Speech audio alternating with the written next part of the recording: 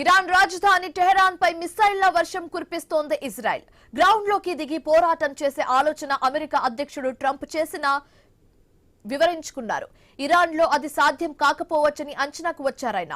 ఇటు లెబనాన్ రాజధాని బిరోట్ పైన మిసైళ్ల వర్షం కురుస్తుంది. ఉగ్రవాదుల పీచం అణిచివేస్తామంటూ ఇజ్రాయెల్ చెబుతోంది. అక్కడ గ్రౌండ్ లోకి దిగి యుద్ధం చేసే ఆలోచన కూడా చేస్తున్నారు. కీలక వ్యూహాత్మక స్థావరాలను స్వాధీనం చేసుకోవాలని ఇజ్రాయెల్, అమెరికా భావిస్తున్నాయి.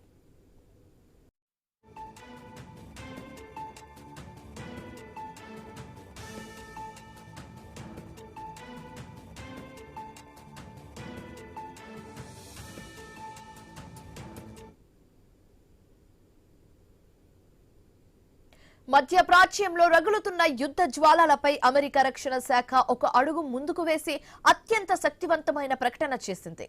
ఇరాన్తో యుద్ధాన్ని తాము ప్రారంభించలేదని, కానీ ముగింపు మాత్రం తమ చేతుల్లోనే ఉంటుందని పెంటగాన్ స్పష్టం చేసింది. ఇరాన్ అగ్రనేత ఖమేనీ అణ్వాయుధాల విషయంలో మొండిగా వ్యవహరించడం వల్లే ఈ పరిస్థితి వచ్చిందని అమెరికా ఆగ్రహం వ్యక్తం చేసింది. అమెరికా పౌరుల జోలికొస్తే వేటాడి మరీ అంతం చేస్తామని హెచ్చరించిన ట్రంప్ ప్రభుత్వం ఇరాన్లో పాలన మార్పు తమ ఉద్దేశం కాదని, కేవలం అణ్వాయుధాలను నాశనం చేయడమే తమ లక్ష్యమని తెలిపింది.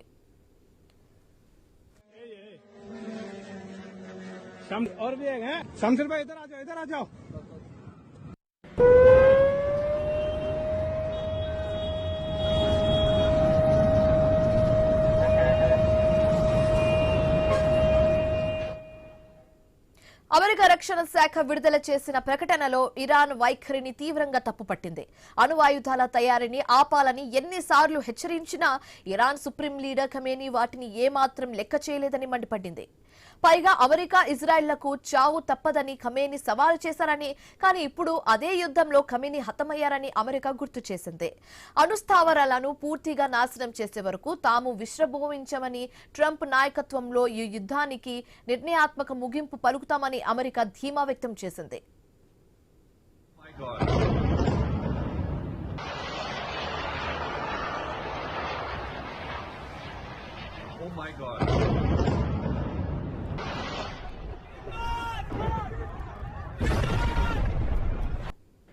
గత 40 ఏళ్లుగా ఇరాన్ తన దేశంపై పరోక్షంగా యుద్ధం చేస్తుందని అమెరికా ఆందోళన వ్యక్తం చేసింది.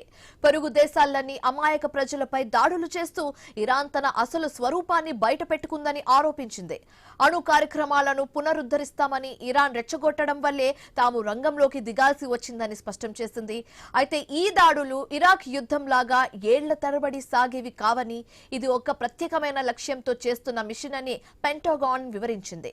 అగ్రరాజ్యం తన సైనిక సత్తాను చూపిస్తేనే ఉద్రిక్తతలను తగ్గించడానికి కూడా సిద్ధంగా ఉన్నట్లుగా సంకేతాలు ఇచ్చింది.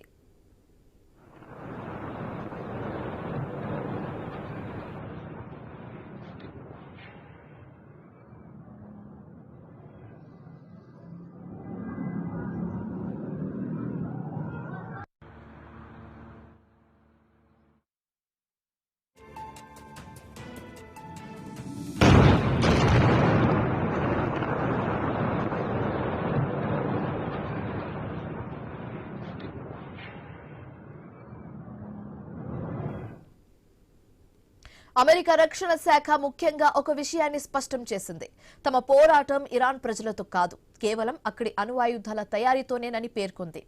ఇరాన్ ప్రజలు ఈ అవకాశాన్ని సద్వినియోగం చేసుకుని తమ భవిష్యత్తును మార్చుకోవాలని సూచించింది.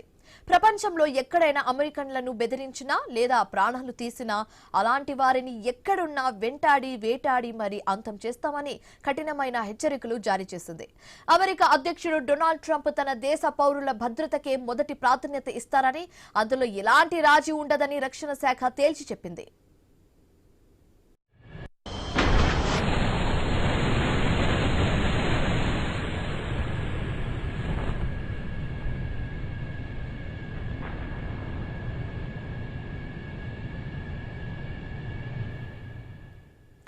యుద్ధం వల్ల ఇరు పక్షాలకు నష్టం జరుగుతుందని తాము గుర్తించామని, కానీ ఇరాన్ హద్దులు దాటడం వల్లే ఈ కఠిన నిర్ణయం తీసుకోవాల్సి వచ్చిందని అమెరికా అంటోంది. ఇరాన్లోని ప్రధాన అణుస్థావరాలు ఉన్న ప్రాంతాలను ఇప్పటికే గుర్తించామని, వాటిని నాశనం చేయడం ద్వారా ప్రపంచ శాంతికి ఉన్న ముప్పును తొలగిస్తుందని పేర్కొంది. ట్రంప్ తన వ్యూహాలతో యుద్ధాన్ని వీలైనంత త్వరగా ముగిస్తారని, మధ్యప్రాచ్యంలో మళ్లీ స్థిరత్వం వస్తుందని అమెరికా రక్షణ శాఖ ఆశాభావం వ్యక్తం చేసింది.